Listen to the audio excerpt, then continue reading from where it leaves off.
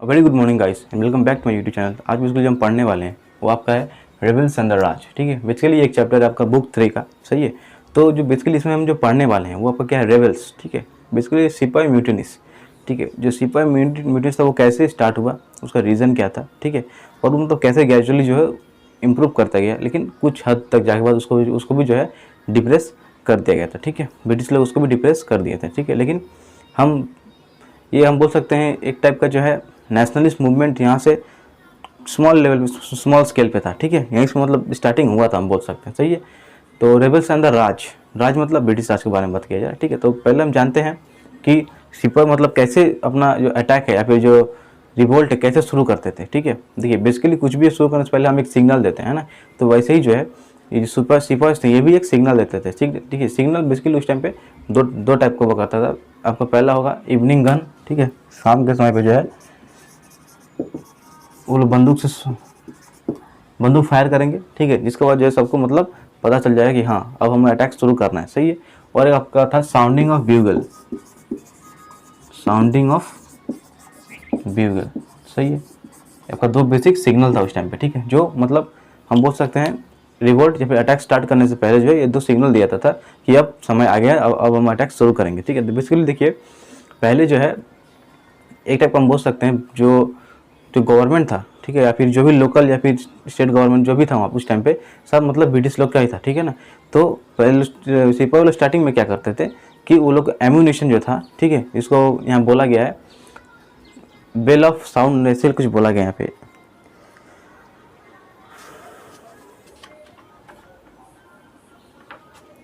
जिसको बोला गया बेल ऑफ आर्म्स। ठीक है, तो बेल ऑफ आर्म्स पे पहले वो लोग अटैक करते थे। ठीक है, मतलब उसमें जो जितना भी एम्यूनेशन था ब्रिटिश लोग का सब वहाँ पे रखा गया था। ठीक, तो पहले उसको ही कैप्चर करते थे। हम बेसिकली बोल सकते हैं अगर आपको एक कुछ अगर लड़ाई लड़ना है तो जो एम्यूनेशन है वो आपका हाथ पैर है। ठीक है, अगर हाथ पैर को ही अगर काट दिया जाएगा तो आप क्या लड़ाई कर पाएंगे, नहीं कर पाएंगे। ठीक है, तो उस टाइम पे वो लोग का वही स्ट्रैटेजी था, पहले वो बेल ऑफ आर्म्स या फिर जहाँ पे एम्यूनेशन रखा रहता था उस पर ही अटैक करते थे। ठीक है, अटैक करने के बाद उसको ही मतलब पूरा सीज करते थे, कैप्चर कर लेते थे। ठीक है, उसके बाद जो अगर कोई अगर अपोजिशन अगर लड़ना भी चाहेगा तो नहीं लड़ पाएगा, सिवाय हाथ पैर चलाने के, उसके अलावा उसके बाद और कोई ऑप्शन नहीं रहेगा, है ना। तो पहले वो ये करते थे। उसके बाद क्या करते थे, गवर्नमेंट जितने भी ऑफिस मतलब ऑफिशियल्स या फिर जो जितने भी ऑफिस थे उन पर जो फायर लगा देते, आग लगा देते। ठीक है, सब जला देते थे। सही, मतलब जितने भी लोग व्हाइट मैन से कनेक्टेड थे सबके ऊपर जो है लोग अटैक करते थे। ठीक है, यहाँ पे वो मेंशन किया गया।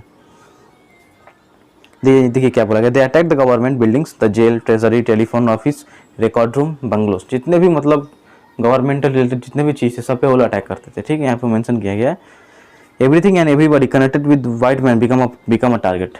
Everything and everybody that is connected with a white man, ठीक है, जिनका लिंक ब्रिटिश से था सब जो है इनका टारगेट बन जाते थे। सही है, जो मैंने आपको बताया था कुछ मेजर टाउन्स में जैसे कानपुर में, लखनऊ में, बरेली में money lenders and rich became the objects of the rebels. ठीक है, जो मनी लेंडर्स थे और रिच थे, देखिए उस टाइम पे जो है मतलब कुछ ऐसे थे जो मतलब मानते थे कि अगर हम ब्रिटिश का तलवे चाटेंगे, ब्रिटिश के अगर हम सेवा करेंगे, उसका तब अगर हम लॉयल बन कर रहेंगे तो हमारा भी फायदा होगा। ठीक है, तो ये जो लोग थे ये लोग भी टारगेट थे, इन जो रिवोल्ट कर रहे थे, जो सिपाही थे, इनका भी मतलब ये लोग टारगेट थे। ठीक है, यहाँ पर मेंशन किया गया।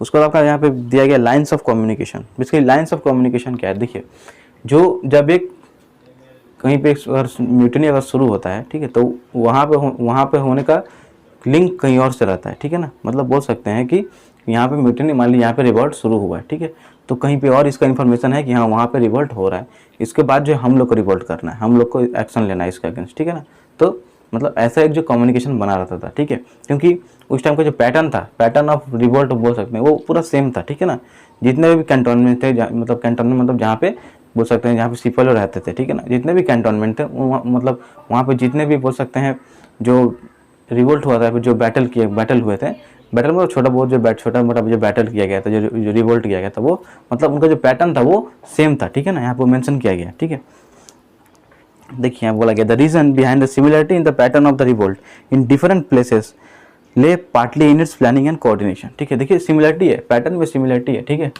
रिवोल्ट के पैटर्न में सिमिलरिटी है। ठीक है ना, सिमिलरिटी है, रीजन क्या है, planning and coordination, planning and coordination. सही है, ये आपका रीजन है, प्लानिंग एंड कोऑर्डिनेशन। समझ में आया।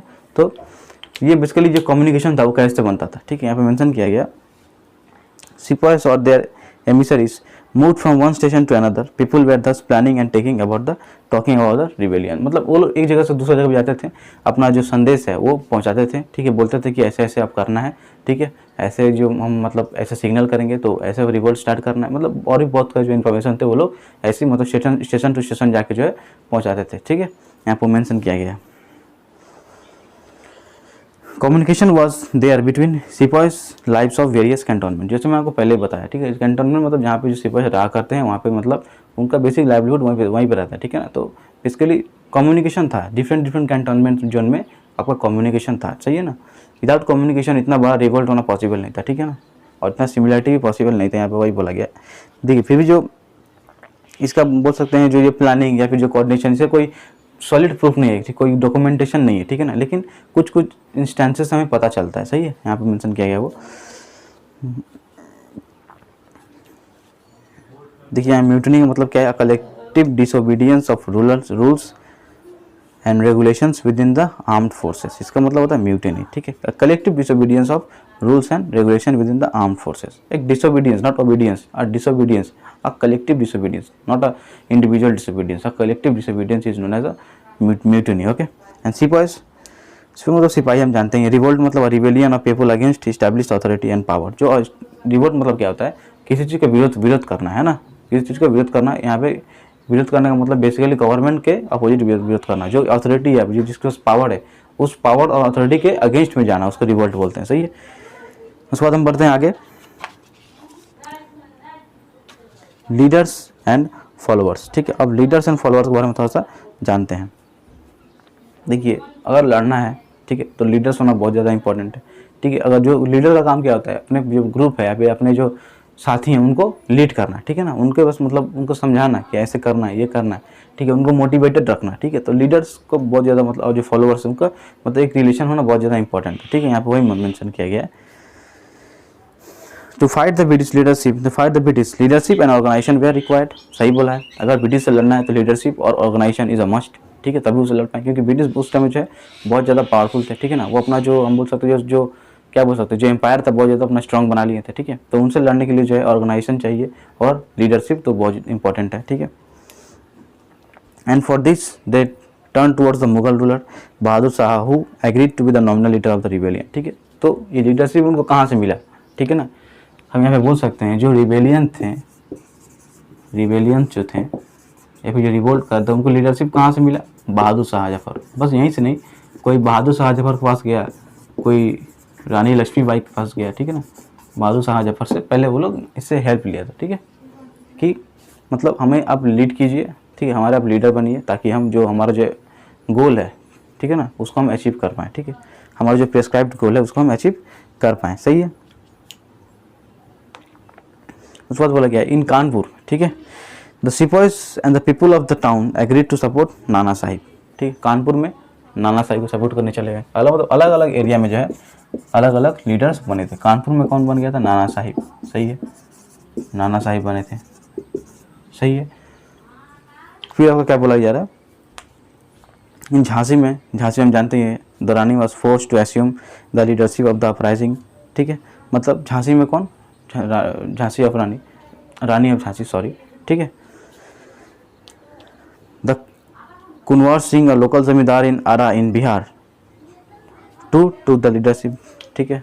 आरा में, आरा कहाँ पे, बिहार में है। वहाँ पे कौन लिया था आपका, एक लोकल जमींदार थे जिनका नाम था कुंवर सिंह, सही है। आगे बढ़ते हैं। The local leaders emerged urging peasants, zamindars and tribals to revolt. He Sahamal mobilized the villagers of Pargana Baraut in Uttar Pradesh. Gunwa, a tribal cultivator of Singhbhum in Chotanagpur, became a rebel leader of the coal tribals of region। मतलब यहाँ basically कुछ अलग अलग regions में जो है अलग अलग हम बोल सकते हैं ग्रुप बन गए या फिर ग्रुप इमर्ज कर गए, ठीक है, रिवोल्ट का, ठीक है। यहाँ पे वही बोला गया, लीडर्स और फॉलोअर्स के बारे में यही बोला गया, कौन सी जगह पे कौन कौन थे नहीं थे, यहाँ पे वही मेंशन किया गया, ठीक है।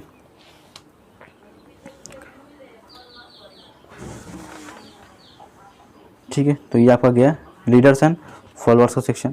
अब हम पढ़ेंगे रूमर्स एंड प्रोफेसिस। देखिए अब हम जानते हैं जो रूमर्स बेसिकली क्या थे, ठीक है। देखिए हम बोल सकते हैं जो उस टाइम को जो रिवोल्ट हो रहा था या फिर जो हुआ था वो एक टाइप का रूमर से एक रीज़न हो सकता है, ठीक है ना। उस रिवोल्ट के बिहाइंड का रीज़न हम एक रूमर को बोल सकते हैं, ठीक है, र्यूमर को हम बोल सकते हैं। तो र्यूमर्स ऑन प्रोफेसिस, प्रोफेसिस मतलब कोई कुछ बोल देता था, ठीक है, उसके बाद जो है मतलब वो आग की तरफ फैल जाता था, ठीक है। कोई उसको ले कोई सॉलिड प्रूफ नहीं खोजता था, ठीक है ना। देखिए हम मतलब उस टाइम पे कुछ जात पात को लेकर ना बहुत ज़्यादा जो है मतलब लोग सीरियस हो जाते थे, ठीक है ना। अगर थोड़ा सा भी उनको लगता है कि कोई हमारा मतलब जात पात को लेकर छेड़ कर रहा है तो उसको पीछे पड़ जाते थे हाथ धो के, ठीक है ना।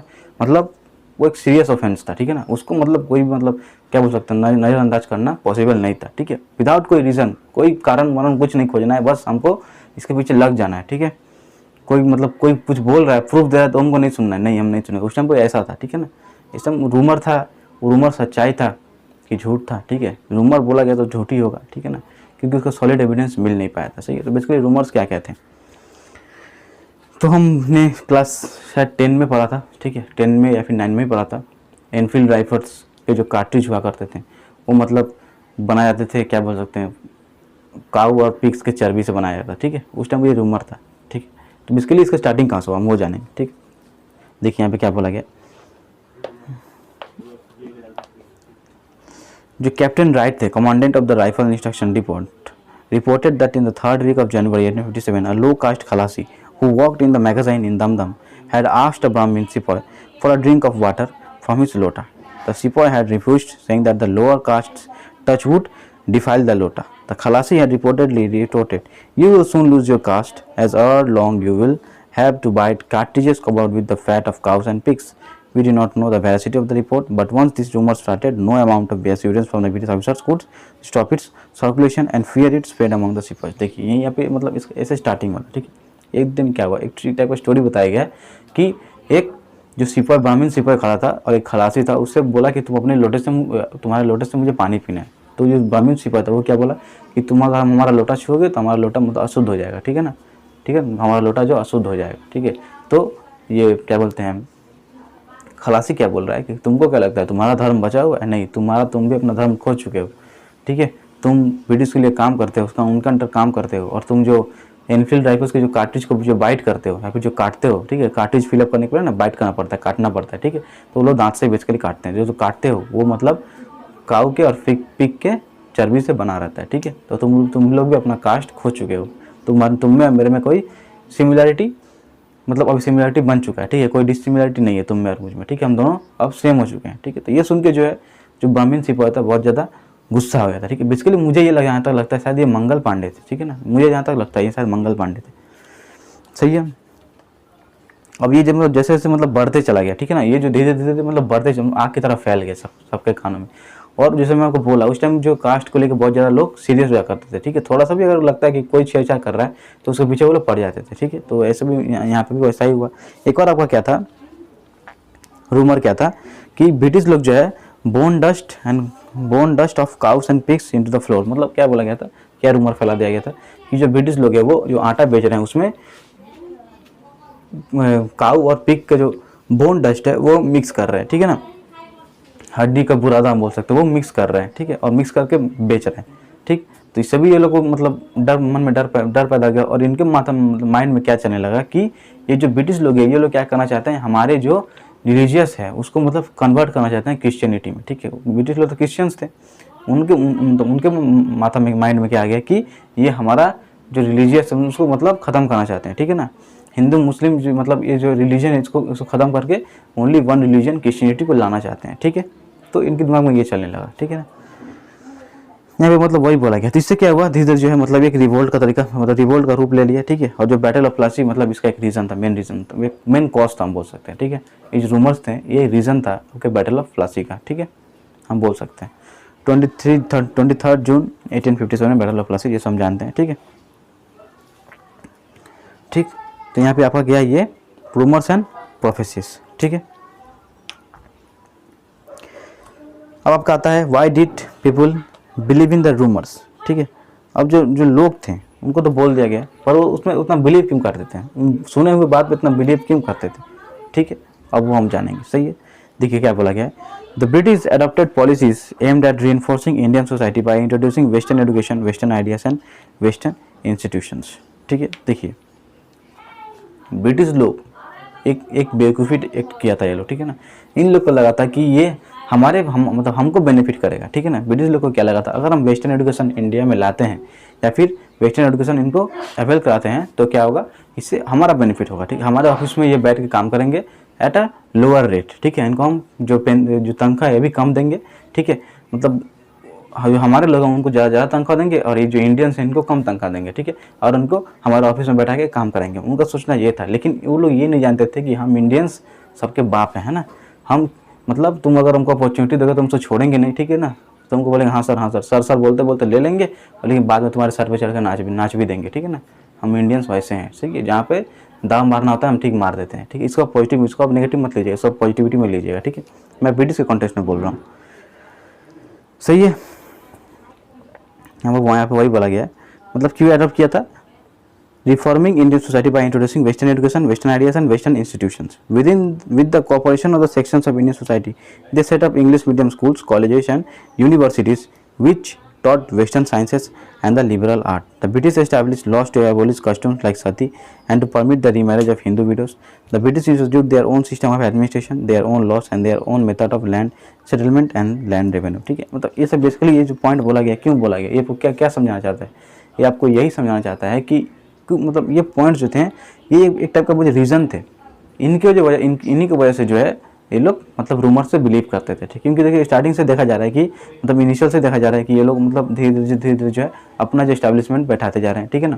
पहले तो ये लोग गवर्नमेंट अपना बना ही लिए हैं, जो इंस्टीट्यूशन है वो भी इंग्लिश मीडियम बना रहे हैं, ठीक है। जो मतलब फिर बोल सकते हैं यहाँ पे जो मेंशन किया गया वो लोग अपना सिस्टम मतलब एडमिनिस्ट्रेशन का अपना सिस्टम वो लोग अपना रहे हैं, ठीक है।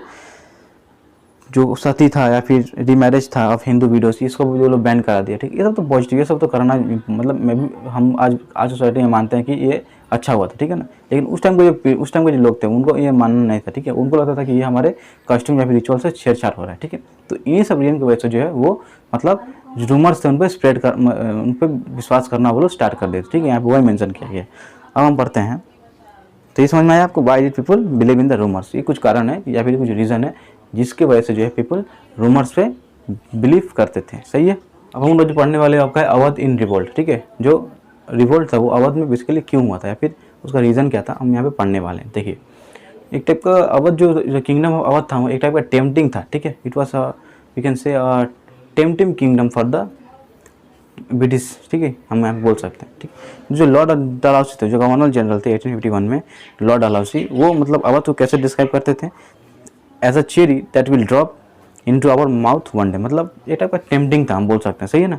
तो 5 years लेटर जो है, 5 साल के बाद जो है 1856 में जो है उन्होंने जो मतलब अवध को जो एनेक्स कर ही लिया, जो वो बोले थे वो उन्होंने मतलब कर ही दिया, ठीक है ना। कहीं अवध को एनेक्स वो लोग कर लिया, ठीक है। उसके बाद क्या हुआ, the conquest happen in stages. ये जो कॉन्क्वेस्ट हुआ था या फिर ये जो एनेक्सेशन हुआ था वो स्टेजेस में हुआ था, ठीक है। पहला जो हम बोल सकते हैं जो या फिर क्या बोलते हैं हमारे मिलिट्री को या फिर जो नेशनलिटी को वीक करने वाला जो फोर्स था हम बोल सकते हैं, या फिर जो बेसिकली जो रूल था हम उसको बोल सकते हैं। और कहता सब्सिडियरी अलायंस यहाँ बोला गया, ठीक है। कब लगा गया था, 1801 में जो है सब्सिडियरी अलायंस इम्पोज कर दिया गया था, ठीक है। इसके मतलब बेसिक नॉर्म्स क्या थे कि the Nawab had to disband his military force, allow the British to position their troops within the kingdom and act in accordance with the advice of the British resident who was now to be attached to the court. Deprived of his armed forces, the Nawab became increasingly dependent on the British to maintain law and order within the kingdom. इससे क्या हुआ, जो उस time के जो नवाब थे, ठीक है, उनको क्या बोला गया कि आप हमारा सब्सिडियरी अलायंस का रूल को मेंटेन मान के चलेंगे, जिससे क्या होगा आप आर्मी नहीं रह सकते हैं, ठीक है। आप अपना मिलिट्री ट्रूप को डिस्बैंड कर दीजिएगा, ठीक है। आप हमें अलाउ कीजिएगा कि हम आपके किंगडम में घुस के अपना आर्मी बैठाएंगे, ठीक है।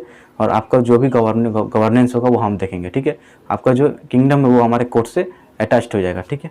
तो इससे क्या हुआ, जो नवाब था उसका मिलिट्री पावर जब उसका ख़त्म हो गया तो धीरे धीरे क्या हुआ, उनका इन्फ्लुएंस भी कमता चला गया। वो मतलब बहुत ज़्यादा डिपेंडेंट बनते गए जो ब्रिटिश लोग पे, ठीक है। यहाँ पर मेंशन किया गया। इसे जो है मतलब क्या बोल सकते हैं, in the mean time the British became increasingly interested in acquiring the territory of Awadh, ठीक है। इसका मतलब इससे क्या हुआ कि फिर कुछ दिन बाद जो है वो लोग मतलब उनका इंटरेस्ट अवध में आ गया, ठीक है, क्योंकि वहाँ का जो सॉइल था बहुत ज़्यादा क्या बोलते हैं फर्टाइल था, ठीक है, कॉटन का प्रोडक्शन के लिए बहुत ज़्यादा फर्टाइल था, नॉट ओनली कॉटन, इंडिगो के लिए भी, ठीक है ना।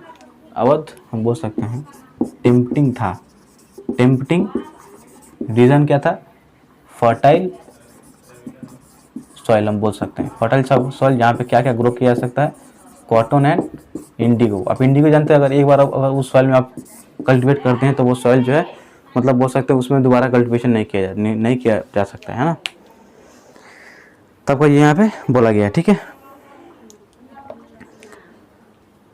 In the mean time the British become, हाँ ठीक है, तो फिर आपका गया, फिर कौन कौन सा और भी एरिया जो ले लिया था वहाँ मेंशन किया गया, all the major areas of India had been conquered, the Maratha lands, the Doab, the Carnatic, the Punjab and Bengal, मतलब जितने भी फर्टाइल लैंड थे सब वो लोग जो है मतलब कॉन्कर कर लिए थे, ठीक है ना, क्योंकि वहाँ पे वो लोग का हम बोल सकते हैं प्रॉफिट था एक टाइप का, ठीक है ना, उसको कॉन्कर कर लिए थे तो वहाँ पे वो लोग का प्रॉफिट था।